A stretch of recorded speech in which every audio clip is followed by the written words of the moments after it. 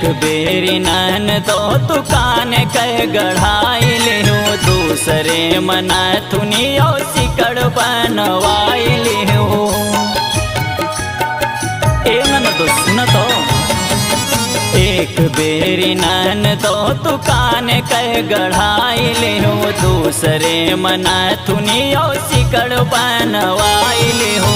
तीसरे मांगी रहू हम